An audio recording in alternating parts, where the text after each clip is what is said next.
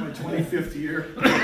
So yeah, I'm not a typical Ford marketing guy, but are typical lawyers. So I put engine sounds there because back in that day, 07, 08, 09, there were too many Priuses out there, and they sounded like Dyson vacuum cleaners. So what I did is I put a CD and I put 428 Cobra Jet, played it loud through my speakers, and go, hey, this is what a car should sound like, and then drive off. So I offered that in my book. That book sold out. The bad news was I got a phone call from the publisher, and they said, hey, John, I got good news and bad news about your book. And I go, what? Give me the good news first. He goes, well, Costco bought it, and that's great. And he said, and Walmart bought it. I go, well, that's great. What could be bad news? He goes, you're sold out. I go, wait a minute, I didn't get any. I said, I told my mom I wrote a book. I have a book. He goes, well, he told me, go to Walmart. Anyway, so that was bad. So I got it reprinted in 09 for the 45th anniversary, and I only did like 2,500 copies. So the second printing, I did some updates on it. And the reason I met Gale was on that book. He came to Roush. I was doing a book signing at Roush Museum, and a guy comes up and he goes, Gale, I'll have that book, please. And I go, okay, what should I sign it? This beautiful, little nice gentleman and this lovely lady next to him. He goes, just put 2 Gale Halderman. I go, 2 Gale. Gale Halderman? The Gale Halderman? Are you Gale Halderman? He goes, why, is there another one? I don't know. And Gale, after I met him, we talked, I met his wife, and then he came up to me and he said, I actually have a copy of this. I'm doing this for a friend. I wanted you to sign it. I go, Gale, I'd love to talk to you. He goes, I'd love to talk to you. What are you doing afterwards? I go, I was just going to go home. He goes, why don't we go to the Dearborn Country Club? And I said, Gale, I can't get into the Dearborn Country Club. He goes, well, I can. If you go with me, I'll tell you what you got wrong in your book. So I didn't get home until 11 o'clock that night. But that's how I met Gale. Anyway, so I did the book. I've been on the History Channel. You know Mad Men? Mad Men was, so in season 7, that 30-minute video is at the back of it. Because it's all about marketing. And I met with the late Bob Freya, who wrote a book called Mustang Genesis. And we got on Mad Men and we did a History Channel piece about how genius marketing that first Mustang was. And I was all responsible for that. Now, how many people have seen the movie A Faster Horse? Yeah, a Hollywood movie. And one of the great minds of that is Lauren here. Where's Lauren? She's out here. Okay, Let me somebody get her. That's me. That's my piece. That's why I'm going to get in the house because I'm going to drive the car. Well, I was just going to tell him because Lauren thinks this is funny. She's right here. Well, anyway, so what happened was, this movie, it's basically the movie version of my second book, which is this. This book was called Mustang Confidential: How Ford Remakes Its Pony Car. And then I sent it in the motor books, and it came back Mustang 2015, and I said, hey, thanks for the shelf life. What the heck was that all? Anyway, so they took this book and made a movie out of it, and this is fast as the movie of how the S550, basically the Dave Parasak story. But the reason why this is funny is because the premiere was shown to the Ford family before we showed it on Netflix and came out in theaters. So I went with Gale, obviously. And I went with Gale, we sat up there, there was Bill Ford Jr., my boss at Performance was Henry III, which was Etzel, the second son. He was there, Parasak was there, everybody was there. Farley, everybody. So we watched the movie, and we had a couple cameos, so did Gale. Everybody was just blown away by the movie, because we had no editorial control. We had no idea what they'd say, and it came out pretty good. So I'm walking down the steps at the private showing, and in front of me was the entire Ford family. Gale's next to me, and I go, Gale, what did you think of the movie? I said it out loud in front of everybody, thinking he'd say, oh, it was great. And all the Fords stopped and turned around and looked back at Gale. And what did he say, Lauren? Too much Clor, not enough Haldermans. Oh. My friend said this in front of the Ford family. Of course, they laughed. It was pretty funny. Yeah. That was Gale's sense of humor. Anyway, so I did a few things, and now my masterpiece of fun is the insanity I have every Thursday on the Mustang Owners podcast. If you haven't heard it, we've had everybody and anybody from Shelby and all the Fords to engineers. Great stories, like some of your owner stories are just, you can't make this stuff up. You just can't. And so we put them on the podcast, and now we had like 100 episodes, and somebody said, hey, you guys should be on YouTube. So we put it on YouTube, so if you don't mind looking at a Zoom call. But sometimes we'll take pictures at shows, we'll show pictures. So that's my new thing. But So that's who I am, and so people say, well, how did you, I want to be you, I want to get your job. Well, to get my job, you had to go through this, because it wasn't easy. I spent almost, what, Jenny, 15 years at the newspaper. I tried to be an auto writer, but the auto writer wouldn't retire. When I left, he was 119, so he wasn't going anywhere.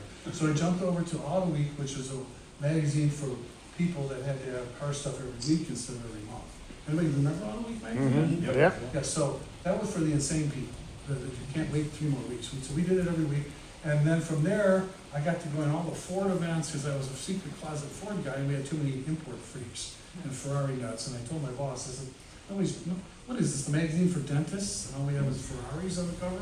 So I started doing more Ford stuff, and then of course I fell in love with Ford, and I got hired away by SVT, worked for John Coletti. This was 1995. And then after 10 years there, we got disbanded because we were a bunch of crazy cowboys. We did illegal stuff. We were terrible people. We should have been all fired. But they tried to fire me. But the problem with that is I didn't like the guys running the thing. So I quit for a while, went to Edmund.com, which was, they had this thing called the internet. Have you heard of it? So this website couldn't even get press cutters.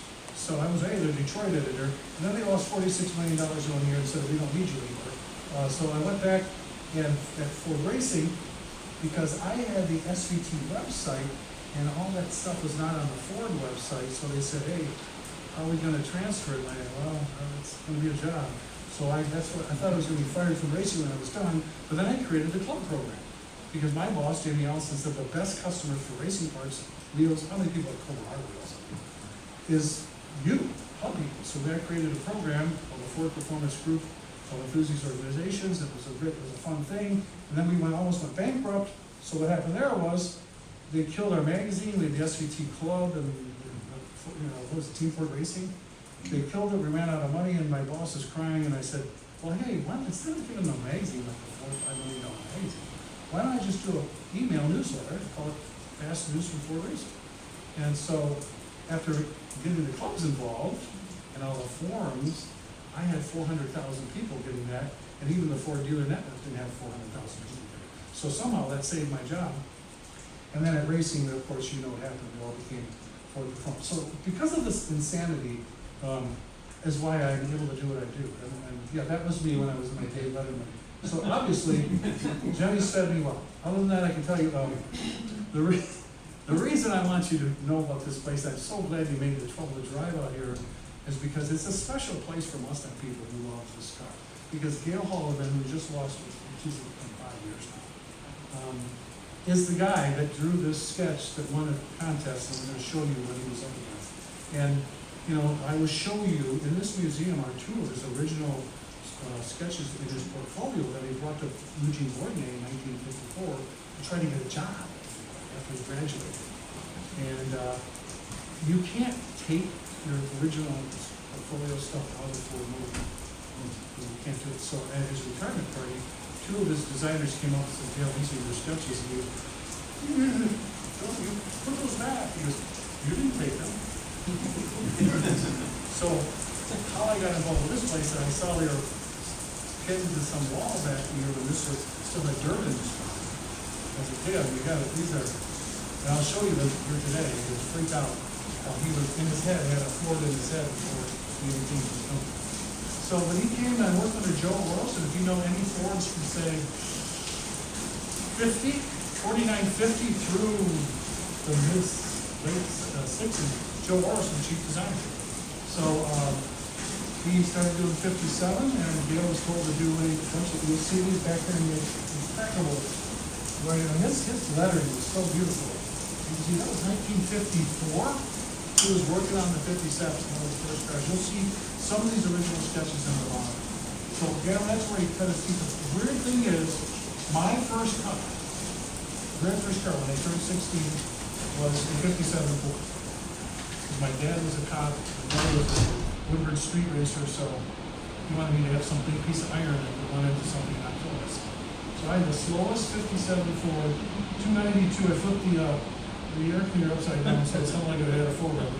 Anyway, so that, and it's so weird. One of the sketches back in the barn was the exact car, as if you took a picture of it when I was 16 and put it here, and that was what Gale worked on. Kind of weird.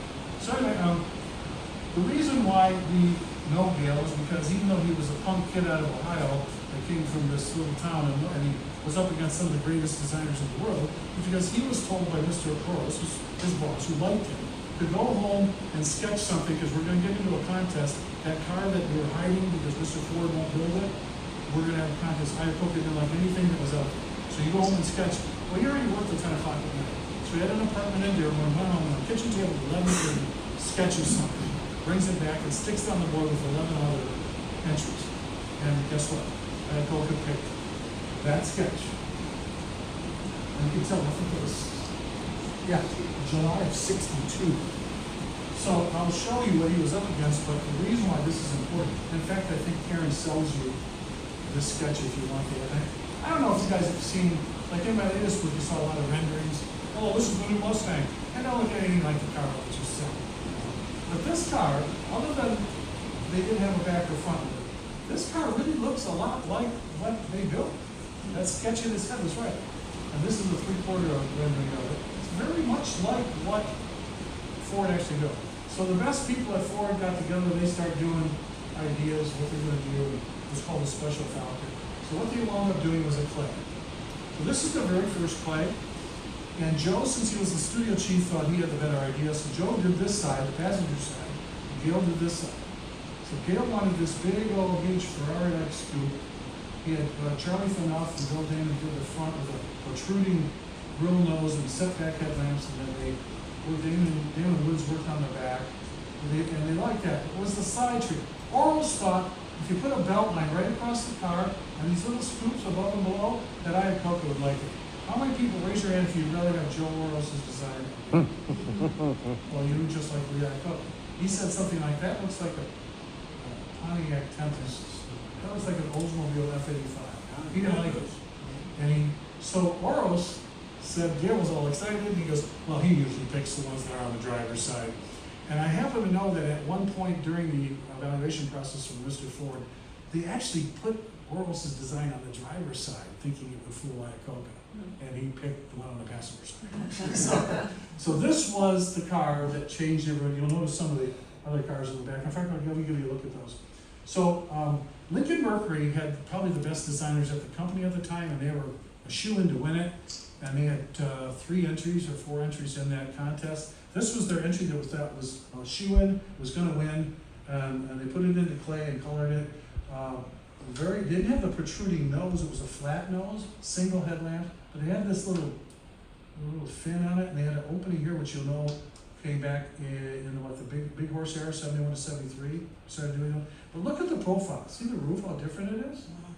That doesn't look much like Mustang. It didn't have a hop up in it.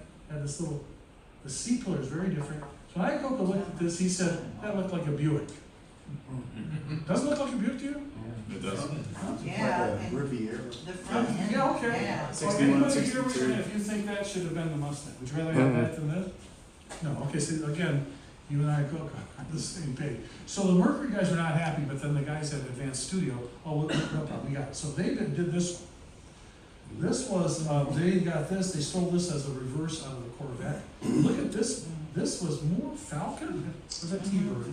They tried to make this more Ford, and they put the backlight protruded out, but this was angular like Gale's sketch. See this? This is totally, and this front end, when Iacocca saw you, that looked like an Oldsmobile. Yep, yeah. Yeah. Is it really? Yeah. How many would rather have this than the '65 Mustang? He said that actually, this looked too old to him. And I don't know if you know the real story. The real story is when Mr. Iacocca became the president, he went to his daughter and he said, you can have any Ford you want, so would you like it? Everybody gets a car. He was like, Oprah, you get a car, you get a car. So she said, nothing, Daddy. He goes, no, you can have a car. She said, I don't, Fords are too boring. He goes, what? He goes, yeah, what do you like? She liked the Chevrolet Corvair Monza. So he was so upset, he talked to his idea guy, he had a special projects guy, his guy named Hal Spurlick. He said, my daughter says Ford's well, that looks old to her. That's like an old person's car. So he said, well, she's right, we're not getting that audience. A lot of people are getting a second car, and they don't want a station wagon, they don't want a boring little economy car. We want something cool. And so he said, get on it, we gotta do something. Well, as you guys know, the story goes, they came up with a special Falcon idea, they worked it, and Bourdonnais wanted it on the T-Bird or the 62 Fairlane. It was too expensive. They were adamant this car had to be under 2,500 pounds, and it had to be under $2,500. Now, in today's money, that's almost $28,000. But wouldn't you love to buy a new Mustang for $28,000 today? You can't do it. It's over double that. But that's why pricing was so key.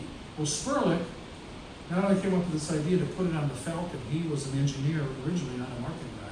So he locked himself in with Don Fry, who was probably one of the greatest engineers we had. And they came up with putting it on the Falcon. And that brought it under $2,500. After being thrown out of Mr. Ford's office twice, he said, absolutely not. We have no money. There's no money. We just closed the Etzel building. It died in 1960. 2 years later, they want to come up with another new car? No more new cars. We're done. And he said, besides, 1965, every Ford was brand new. Go look at it. Everyone's new. So there's no money. So get out of here. So they went back the second time. No. So they met at a little hotel down the street from Michigan Avenue, right down the street from the Glass House. And they said, well, hi, Coke, is it over? Are we done with this car? He said, push the clay into the international studio. We'll never find it there. We're going to meet off-site. Don't talk about it. And they met off-site. They had the marketing guy, the design, Sperlich. I mean, everybody was there. How are we going to save this thing? They want this car. They want this. So what they did is, Icoca said, I got word that Mr. Ford said the only way he could possibly even think about it is if you have proof, you have data that shows this new car is not going to kill the sales of the Falcon. Falcon was selling over 400,000 a year, a very popular car, and that it would not cannibalize that and would actually sell. He wanted 100,000 of these and not affecting the sale of the Falcon. So give me data. Well, so Icoca went to this group, and after getting kicked out a second time and getting one last meeting, said, all right, boys, if we just show Mr. Ford that we can sell this for 100,000 of these and not take away from the Falcon, guess what? We got to do it. So he looked at the J. Walter Thompson research guy and said, so I need some data that shows Mr. Ford that this is what this car can do. And he said, well, Mr. Icoca, I can't do a research study. Take me a couple months. When do you need it? He said, next Tuesday. So he said, oh, there's no way I can do a research study. So what did Icoca say? He said, I didn't ask you for a research study. I said, I need some numbers to show Mr. Ford that this car will sell. And he goes, oh, we could probably do a focus group. I don't know if I could. He goes, I didn't ask you for a focus group. I asked you for some numbers to show Mr. Ford, to show that this car will do what we said. Now, do I need a new agency? He had the authority to fire J. Walter Thompson if he wanted to. He didn't need permission. So the guy got all flustered. Okay, we'll get it for you. So I asked Sperlich when I finally got to meet him, which is another great story. I said, well, what happened? He goes, well, the next Tuesday I get a call up to the penthouse. So who's Don Fry, me, Michael? That's it. And he's like this. Don't say a damn word. Let me do the talking. Okay. We have a manila folder this. He said, we walked into Mr. Ford's office, and he's smoking that damn cigar, rolling it. Yeah, well, we got your numbers. And he takes the manila folder, he said, and he throws it on Henry's desk, and it slides over to Henry II. And he goes, oh yeah? And he opens it up, he starts looking at it. So I said, well, what did he say? And Sperlich said, I kind of blacked out. He was looking at it for so long, I'm thinking, well, the guy clearly was seeing right through this. We're all fired. This is it. Last day. This was the dumbest thing these got us into. But he said, I started to sweat down my back because he wouldn't say anything. It would seem like 20 minutes. Well, it turns out it was only a couple minutes. So Henry II closed the manila folder apparently and slid it back towards the iPod. He said, okay, I'll give you your effing car. But this effing thing better sell or it's your jobs. So what does Lee do? He snatches the paper back, walks up, he said, you won't regret it. Gets outside the door closes, and he goes like this. Did you hear what he said? He said, it's your job. That's not what he said.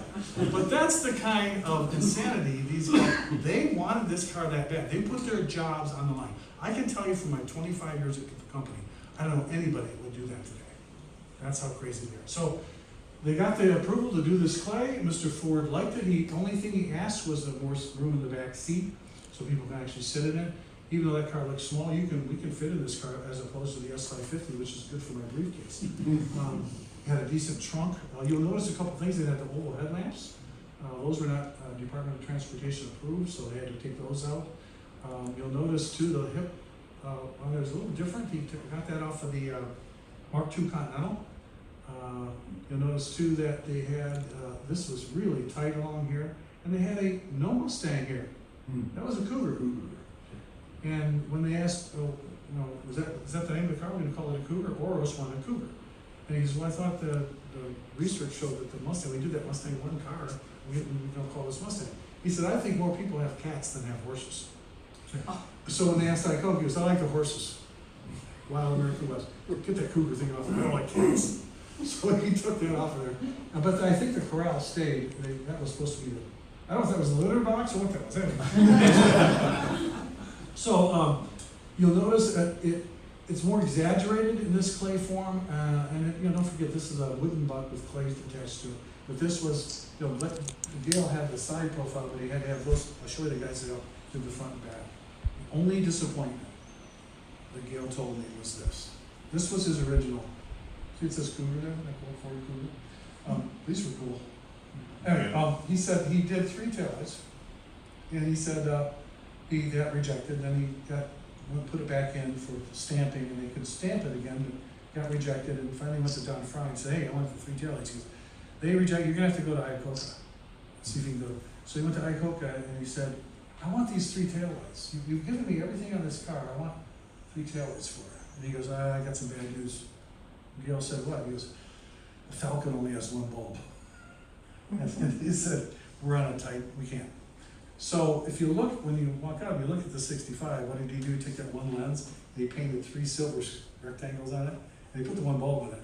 But in 1967, he got his wish. He got 3 separate bulbs, so very cool. Anyway, so that was the only disappointment he had. And since then, I don't have to tell you the Mustang story, you all know it. But this car, it did come out originally as a coupe, and then of course we added the convertible. And then just after, they were working on the fastback already, And as soon as Lee saw the fastback, the car's not even rolling off the line yet. We got to do that, And it came out with the 260, but eventually, we got the 289, which, and then the hypo. We know the whole story. Bill Ford actually told me when I interviewed him for my book that if you drove a red Mustang convertible, it's just something about it so American. This is on the Pacific Coast Highway, and you're just driving along the Pacific Coast Highway with the wind in your hair.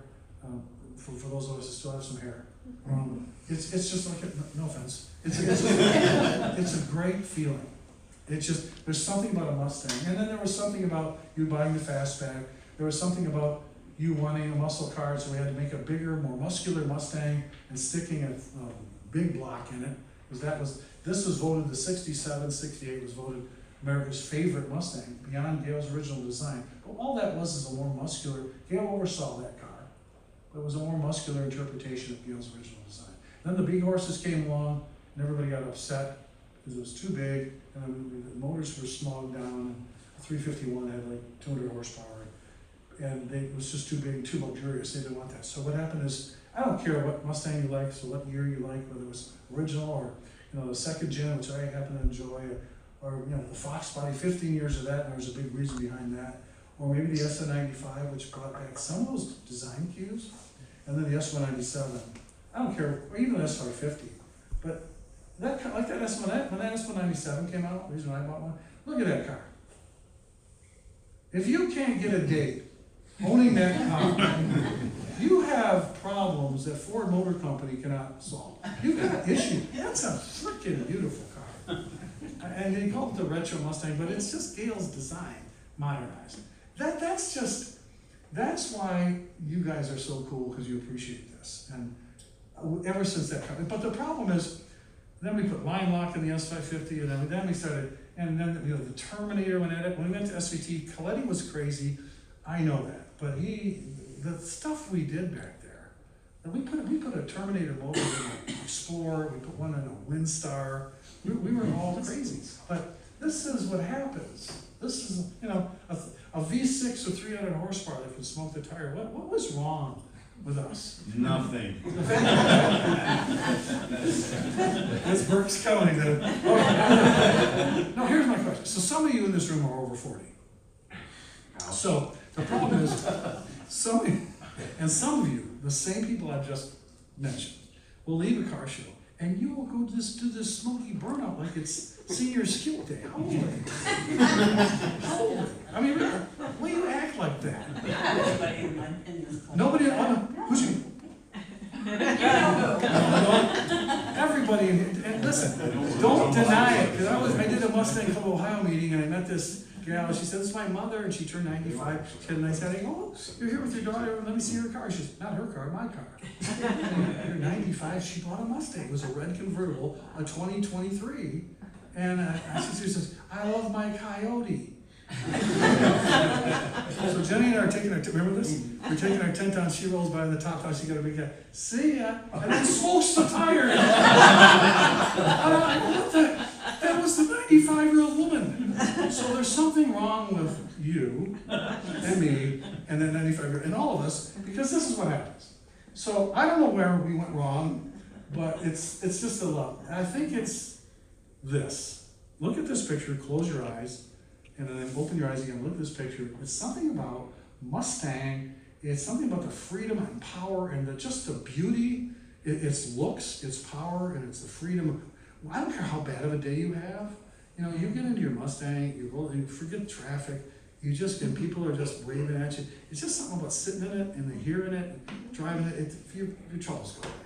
And when you look at this kind of person, this photo to me personifies the spirit of Mustang. Now, I can't say that about other cars. All right, so that's the image you get when you think of Mustang. How about when you think of, say, a Camaro? So, they don't have them anymore. Oh, Mustang, the new 24 Mustang looks like a Camaro. I go, really? There's no 24 Camaro. How's it gonna look like? Now, I shouldn't be so hard on it because when I first met my wife, she had a Camaro. And I was driving this fastback 302, and I see her in this baby diaper brown, plain, horrible dog dish hubcap. I thought probably a 305 2-barrel automatic. What the hell are you doing in a 1970 Camaro? So I said, we catch her at the light. Hey, you want to race? Are you kidding? No, what's that got in it? I thought 305 probably. Yeah. She goes, I don't know. Like, come on, it's got it.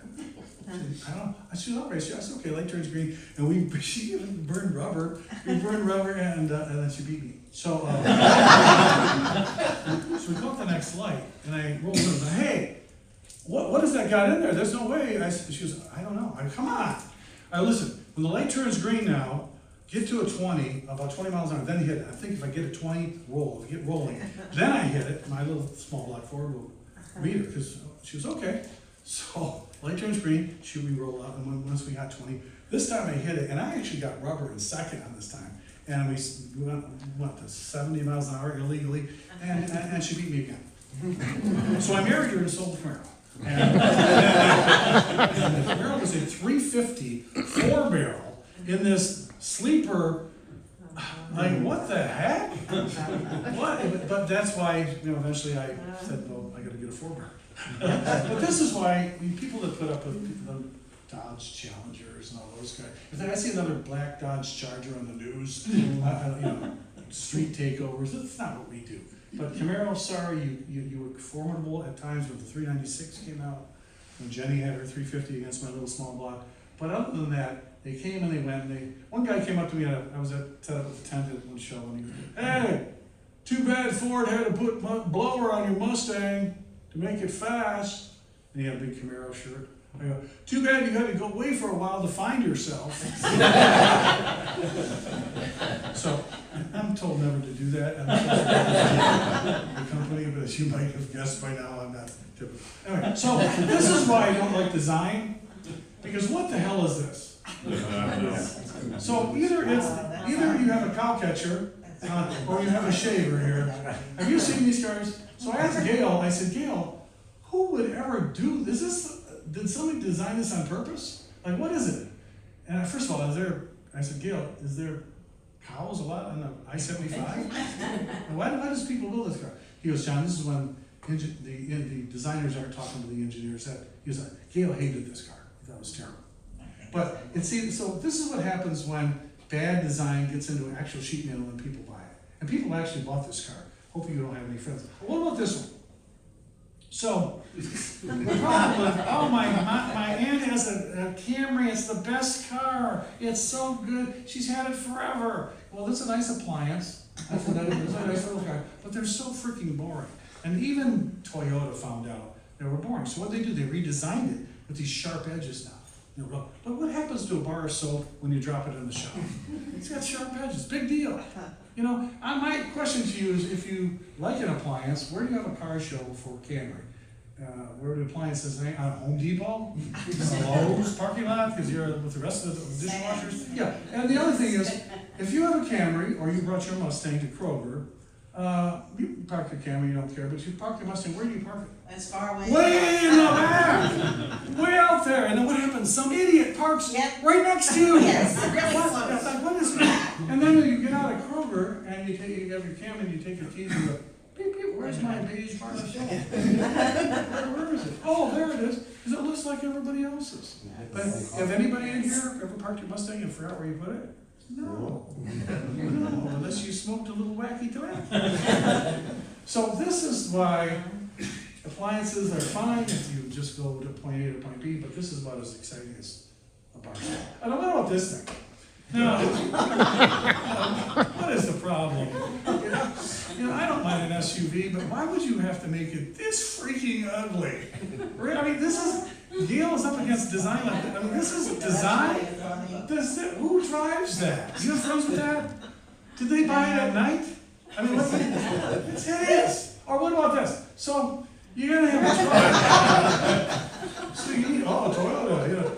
What do you, who thinks that that's beauty? Is that something that'll just wear off quickly? That's not beauty. That's just craziness. Or one of my favorites, the Prius. I'm saving the planet, I got a Prius. Well, how come you passed me at 90 miles an hour? Even your Obama bumper sticker's doing this. Like, why does it have to look like a crazy insect? Why? Do you have to make it like that? And even the new Priuses look whacked. Let's face it, they do. Or this is this is the worst. Anybody seen a Nissan Juke? Anybody? Yeah, they're ugly. I mean, so I'm doing this presentation, I show this picture, the lady sitting right here, and she's giving me the stink eye. I go, look how ugly this, what is, that is crazy looking, and I said, Mom, is there a problem? My daughter has a Nissan Juke. I go, oh, does she have an eye doctor? She didn't think that was funny. I'm telling you, that thing is so bad, they quit making it. That's how bad it is. How much weed do you have to smoke? What is this? Like, what is all that going on? Anyway, so then my favorite is this. So I showed it, we did this at another event, and some kid, look, it's you're driving around in your dorm fridge. And Mr. Clor, you obviously don't know about dorm fridges? What? Yeah, dorm fridge. No, if it was a dorm fridge, it'd have beer in it. So anyway, but how problematic would this be for you to drive around and people see you? You have to wear a Nixon mask. You want to be seen. It's crazy. Or this is my favorite. What is a velocity? You could kiss this toad 1,000 times, it'll never be a Mustang. And this is their Mustang. This was their Mustang. But it's a goofy looking toad, let's face it. But yet, you know, they think this is design. This is what you're up against with your beautiful cars out there. Oh, then there's this one. Oh my God. Oh, we're gonna sell this Honda Element to all the kids. And the kids are gonna buy it. Guess who bought it? School teachers. We sold to school. Middle-aged school teachers bought this car. And it looks like a toaster. But when you think about it, when something goes wrong with your toaster, what's usually the problem? The element. That's a bad joke? Is that what you're saying? Go ahead. Go ahead, say it. That's the element. And trust me, Or you can toasters. Or you can call it the Uglement. Well, then there's this. Who's now, Jenny told me that emoji is not pudding. She's told me, I don't use emojis, but she said it's not. But this thing looks like it fell out of a dinosaur's rear end. And they call it design. This is what we're up against. This is what we're facing in this world of car design. Of course, there's these guys. I know I've probably been too vocal about Kia because of the hamster thing. Everybody remember those commercials? Oh, I love that. Yeah. That's so cool. The dancing hamsters. I go, it's a gimmick. First of all, if you call yourself Soul, you don't have one. Second of all, if you need hamsters, it's a gimmick. It's just, there's one now. Everybody know see the Subaru commercial? Do you see that? Yeah, the dogs. Everybody loves dogs. I love the dog commercial. I asked some people, you love the dog commercial. What car are they selling? I don't know. It's the dog. It's a station wagon. I said, that's the problem. They're using a gimmick for dogs. And then now the new one is the guy takes his Subaru station wagon. You see this one? Goes to the beach. He puts a rake out behind his Subaru, and he cleans up all the seaweed, dead fish, and the people who threw away their water bottle. He's going up and down the beach with cleaning all this, and he takes it all, throws it in the back of his car. And then the little turtles can now walk across the sand to the other side. And I go, if you ever meet this guy, you get in his car, and you see dead fish in the back, get out, leave, run! There's a crazy person put smelly dead fish and seaweed in his new Subaru. What is wrong with people? And that's what's wrong with these guys. Because we guys at the Philadelphia Auto Show when Parnelli Jones was there, and we had remember that? Yeah. So I gave away Ford Performance stickers, everybody. We all went out there half an hour before the show opened, and I'm leaving. I get a phone call from Kia PR. Hey, you Clor? You the Ford guy? Oh, well, there's Parnelli Jones here, but he didn't work at Ford.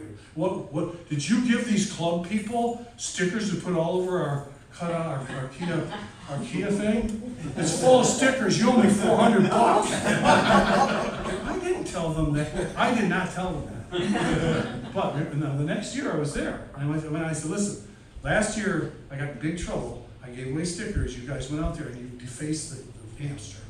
I said, be honest with me. There's 500 people in the room. How many people defaced the hamster? And I swear to God, over 400 put their hands down. I go, thank you. That was so cool. And I did not give them their $400. Anyway, so gimmicks don't work with Ford, and you guys don't need it because you have this. Anybody think he was a gimmick? Hell no. Hell no. He was a legend. He took Mustang and made it even cooler, if that's even possible. But he was the real deal. He's a true American hero. No gimmick required. Because you think he's a gimmick? No. Parnelli, and we just lost him a few years ago. I remember when I was still at Auto Week, and I drove the 94 pace car with him as the driver, and I was a passenger, and he took me out with that Cobra. We went right along the wall. I had my helmet on, and Parnelli must have been my age now, 70 years old or so. He lived, and I'm looking at the wall. I swear to God, the mirrors just fall from the wall. And I'm looking at him, and I'm going, oh my God, this guy's going to get my head. It's going to hit the wall. My face is going to get ripped off. And I told Jenny, I'm missing half my face because of Parnelli Jones. And like an idiot, I said, Parnelli, a little close over here. You know what he said?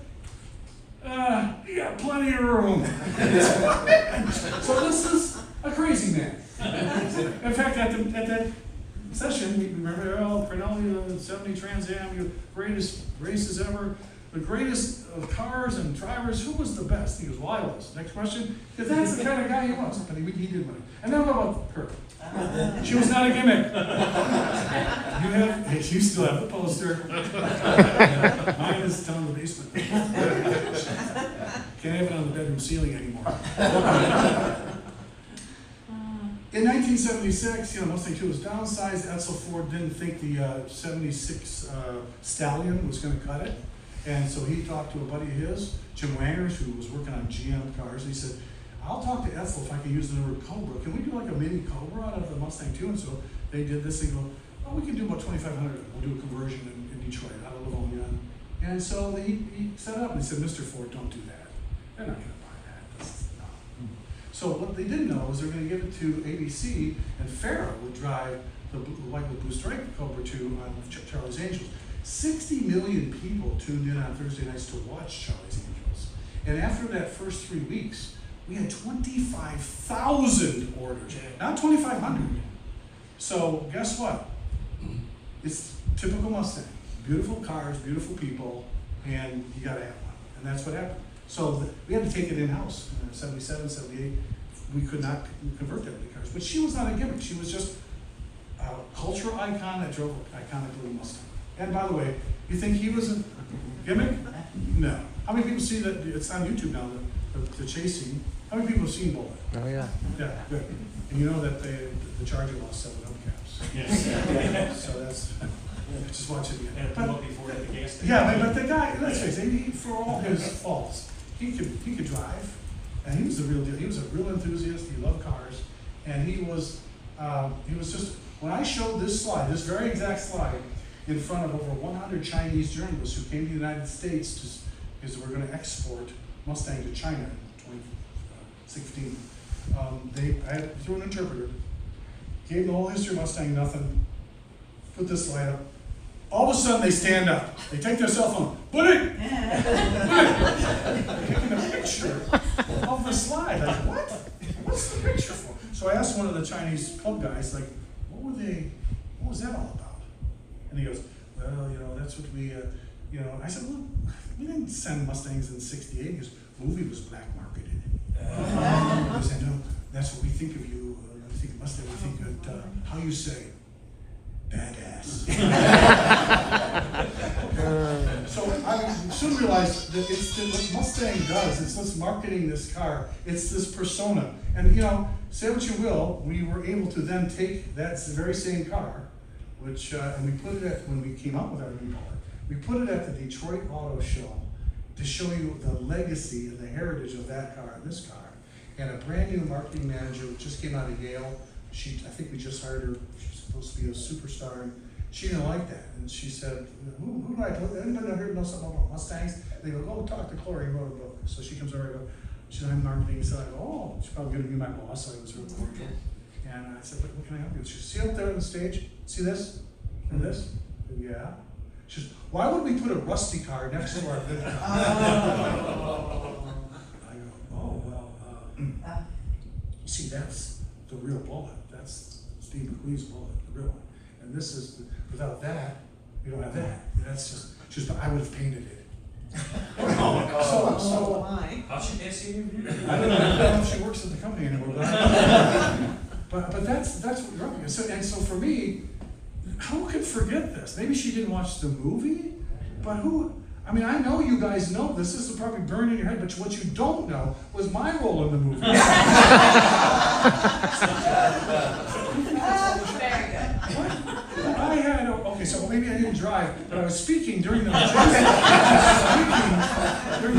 scene. Oh, is that Carlo? I wasn't speaking at the chase scene, but I did get to sit in the actual car 2 years before we even told you about it. Because Sean Kiernan wanted to bring the car out and get a movie deal and I begged him not to do it. I finally we signed a non-disclosure, he signed a non-disclosure. I told him, listen, if you wait 18 months, we're gonna bring out a new Bullet. You should bring it out at the Detroit Auto Show with us. So that's what happened. And I got this, and look, I sat in there like I'm acting like I'm 16 in the car.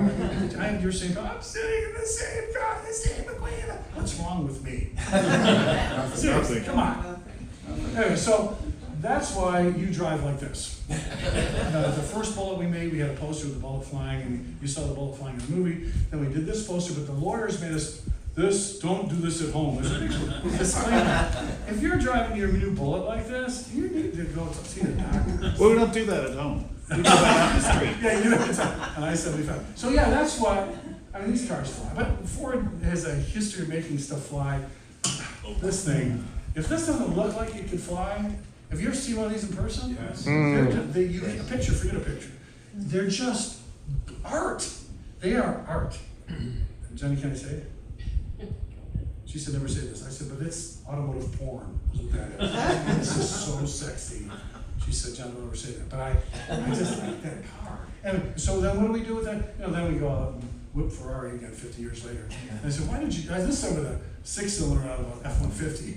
It's a 427. Now why did we do that? Well, because we could. Anyway, so that's how nuts we are. So anyway, so I want to show you, because other icons we've done, when the 350s came out, I don't know about you guys, if you ever, anybody in the club get one and you've got to drive with them, the Voodoo motor, the flat plane crank, these cars are race cars for the street. These should have been illegal, but we sold them anyway because a lot of us are like you. And then we had this. Remember the Mach 1? Oh, poor man Shelby. We were in a muscle car till the Mach 1 came out. In '69, we got a Mach 1. Can't afford the Shelby, but we can afford a 428 Cobra Jack with a shaker hood, which is the car I wanted. That's what Carly got me. But the new one, you ever drove the new one? It's like, holy crap, it really is. It's got that extra, it's a Mach 1.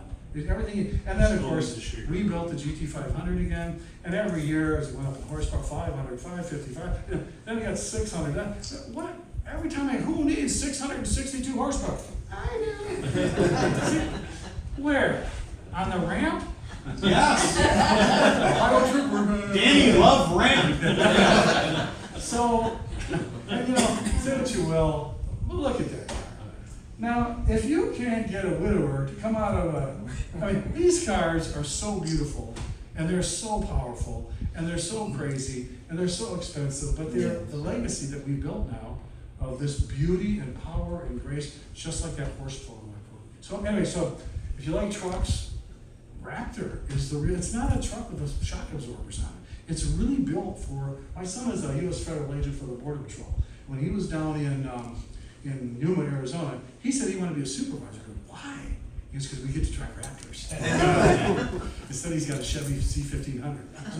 So it gives you incentive to have a Raptor. Or if you like, we even sell performance Explorers. I mean, come on. This is Ford Motor Company. And that's why, for me, the legacy that Gale did, and Gale told me he's so glad he didn't work on modern vehicles. Because SUVs, he said, are basically jelly beans. He said, so if I was a designer, I could design headlights and taillights. He said, because they all kind of look the same. But he said, when I had the freedom with that car, I had the freedom to make it a piece of art. So, we do have a new one. We have the Dark Horse. And they said, why didn't you call it something else? Because we've used those names before. We've used them all. And so we're going to look for the next generation to have their own heroic, iconic cars. And that's why the Dark Horse is it. And the next car will not be called the Boss 429 or whatever you guys have heard. We're going to do cars that we can build for the new generations to love it. Not that there's nothing wrong with Shelby's, but we did a survey recently. We asked this gal in California, what do you know about Carol Shelby? I think she was a race car.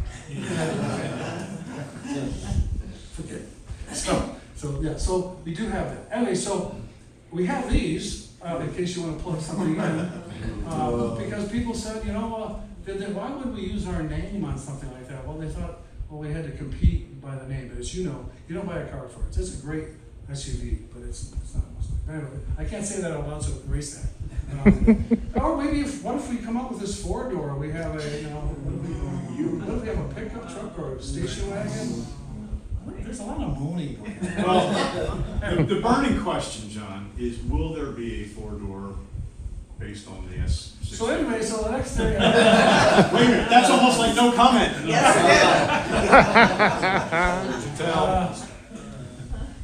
can I say? There have been marketing studies that show that young people would be more apt to buy a Mustang if they had four doors.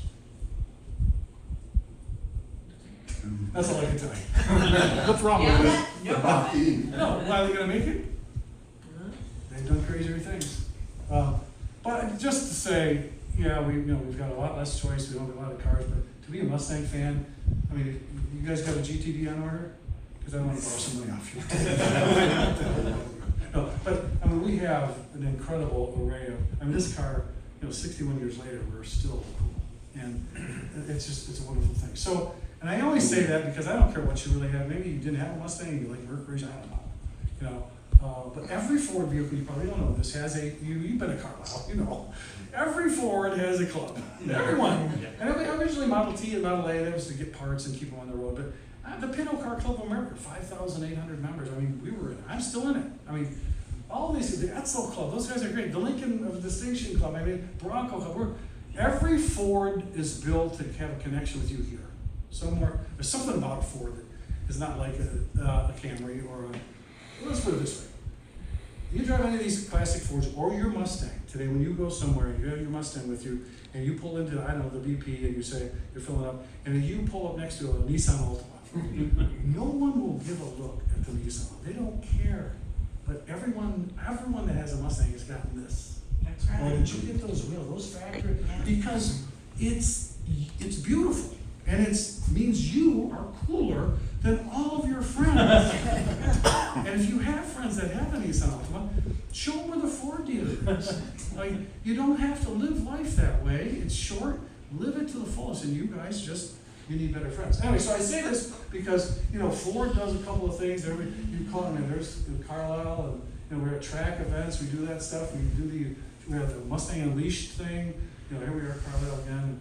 When you call our info center, my son is on the info center, my youngest son, and when you call him, we have one guy that has a 600 horsepower Falcon. Another guy put a 460 in a Fairmont wagon. I mean, these guys, when you call Ford Performance, you don't hear this. Hello, this is Bob. Have you tried unplugging it and plugging it back? You got, we're not fast food headset phone jockeys. They're really real people. So that's the difference. And so I don't know of any other car companies that do this, but we have something I'm proud of. I mean, we have our content, which I spend a lot of this. Half my job is coming up with stories about you and your club and what you do in your car. And I put it every Thursday. I put it in FordPerformance.com. We're in the articles section. We used to have our own enthusiast section. We do fast news every Thursday. You can sign up and get it and see all the cool stuff I write about you because you're cool. And then we have the Club Connect program, which I'll show you, the registry, Facebook and Twitter accounts, and we have our Mustang Wars podcast now, which is your stories and the stories of the celebrities and the characters. And then we do this. Why I'm here today, guest speaking, president to support clubs. I do meetings by Zoom. If you're Zoom capable, Tri-State just had me on and did their meeting. I didn't go down there, but I try to get as many club interactions as I can. Carlisle's like the Super Bowl for me, so that's why you guys can walk home with the Club Connect tonight. Anyway, but why are we different? Because we are not. Why is the Ford Semi here? Because it's $80,000. They go to a Ford show at a dealer with 100 cars. That doesn't make business sense. But I can go pretty much anywhere for a few $100. Jenny and me and my Transit. We'll set up a tent. We'll give away posters, and we'll make that connection that Ford otherwise couldn't make. And so God bless Henry Ford III, who appreciated that we were making that connection for Ford. Whereas he was spending millions of dollars on the upper 2% to go to Barrett Jackson and we're going to say that's not what the hobby is. The 90% of the hobby is us. We run the hobby. It's our hobby. And that's why I think it's important that Ford does it. And again, you call us. Can you send an email, club@Ford.com? Can you send an email to one of the hamsters? We can't even call them. So that's the difference, the connection with you. So there's our fast news. You get it. Look, Karen. There's a picture of the back of the Halderman barn. How did that happen? Oh, wow. Well, then, look, the Hall of Fame. Yeah, but it's the two programs, Club Connect and Special Vehicle Registry. And it's important because when you go to the Club Connect website, we have news there. You can steal it. Take it, put it on your website, put it on your newsletter. It's all about you. If you like something on there, put it there. It's for the taking. And if you're not registered, you guys are, of course, you get on the map and you get to say, well, that looks crazy until you zoom in. We have 550 clubs on 6 continents. If you want to start one in Antarctica, let me know. You get your own chance to talk about who you contact. Hey, I'm gonna join a club in my area. Who should I contact? And you, depending on your little write-up, so you have your little bio, if you like. And of course, the registry is a way to, if you register your club's one thing, well, why don't you register your car before? It's owners. So why don't you have your own community? All you need is a VIN number, and you can get that little data that you normally would get on a piece of paper under your back seat. Where we used to find that?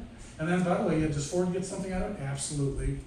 Well, I remember we were doing a dinner for Etzel. He wanted a blue Ford coupe at this show, and we got him in the registry, found one, and we invited them. They went to the event, got a picture signed with Etzel, and how do we find them? Well, they're in the registry. So that's all important. And then,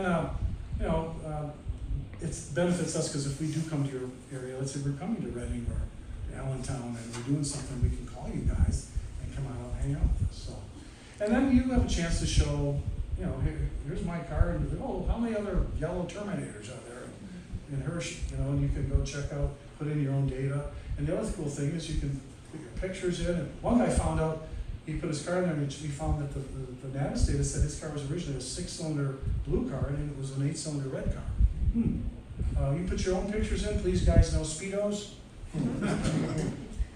But the reason I said that is because and that's why you're here, and that's why I'm here. And I just wanted you to know that, stay connected. If you know people in the club that are armchair club members, they don't do anything, they just hang out, they listen to you, get them out, come out on the road. You guys went to see the museum yesterday, went to the Packer Museum, we walked through here now. It's a life, the cars will come and go, but the friends you make last a lifetime. And the club is more, you buy a Ford Mustang, you're not buying a car, you're buying a lifestyle, if you so choose. So get connected, stay connected with Ford, and if you're ever Chevy, just do the best you can do. So the reason I say that is because right here where I'm standing, right here, is where Gale used to be, telling those stories, and I wish I could share them. I could spend you 2 days coming to your club meeting, tell you some of the greatest Gale Haldermans stories you've ever heard in your life. And they're so freaking funny, and they're so, they tell so much about the men and women who made this car that, and only the way only he could tell it, with that little giggle he has, that he's, oh, Sperlich, I loved Hal Sperlich. I could never meet him because he wouldn't talk to anybody. Oh, journalists, can't say, they hate me because I did the minivan and I did it at Chrysler. Well, he did it at Ford first, and Mr. Ford made fun of it, told him to throw it away. Dumbest idea in the world. But he got me, introduced me to Sperlich, who was the only man alive up until 2 months ago that invented car. He invented the pony car, invented the minivan. I mean, he invents segments. And Gale got me to meet him, and he'd say to me, oh, Sperlich was so, we're down there at Fridays at 7 o'clock in the morning, here comes Iacocca. He's Halderman, come over here. We're gonna walk, show me what you got. So here's the fair lane, and he said every Friday morning, about 7:15, here comes Sperlich. He goes up to, doesn't say a word. He hears Halderman and Iacocca talk, and he comes on a little card, he puts an index card in the Iacocca's suit pocket and walks away. Another hello, good morning, nothing. And so after 3 or 4 weeks, he said, Gale said, John, I don't ever, and if you know Gale, he's not forward at all. He said, I just couldn't take him anymore. I said, Mr. Iacocca, what does, he goes, it's Lee. Okay, Lee, what is Sperlich putting in your pocket every Friday morning? What is that? He goes, oh, he's smoking this cigar. Sperlich, those are his ideas. And he said, Gale couldn't believe it. He goes, he has ideas every single week. And I said, yeah, the problem with Sperlich is he thinks they're all good. So only Gale knew that story. Only Gale could tell me that story. But that's the dynamic of these guys, which is cool. So whether you met him at a show or we hung out with him, and when you got to meet him, you'll see that the guy had a vision for a car that we now fall in love with. 61 years later, it's still beautiful. You still see that in commercials, although I think I saw it in an ED commercial. It should be on a testosterone. What's that all about? So kids today don't understand that. But just to hang with him, he was a treasure. And he actually hand-lettered the first pace car that Mr. Bill Ford owns, the first pace car that Benson drove into. And he hand-lettered because of that lettering, which I'll show you now. So my only ask is we don't take admission here at the Holman Bar and Durham. And when Gale put this place together, first he did the camera room, which you will see, and then he fixed the dirt floor, put cement in, and his neighbor helped build that. I mean, then the lounge, and then the Hall of Fame, everything he wanted to add because he wanted to have a place for you. And this was where he should have been doing the seed farm. Instead, went down the street, drew the Mustang, and look where you're hanging out. This is his man cave. Most of the stuff that you'll see sketches from all the designers that loved him. He worked at Ford for 40 years, and they worked under him, so they took his advice and mentoring, and what a great guy he was, so they wanted to share the space with you. And all we ask is if you want to buy a Halderman toaster or a hat or something that lets Karen keep the lights on, or there's the book. I tried to write this book for 4 or 5 years, and finally one day, after collecting lots of his stories on tape and a lot of photos, he said to me, hey John, I got somebody to write the book. You're working 70 hours a week. You're not going to write it. And now that I look back, one of my biggest regrets in my career was not writing it, but I did the foreword, I came up with the pictures for it, I told the stories to Jimmy, and his cousin James helped edit it. And the fact that it's out there, that there is his story, you can read that story. Karen has it for sale. But if you have something you can pick up or donate to the museum, it'll be helpful. So that's my story, and I'm sticking to it. But let's do this, guys. Turn on the lights, and we'll go back. And I want to take you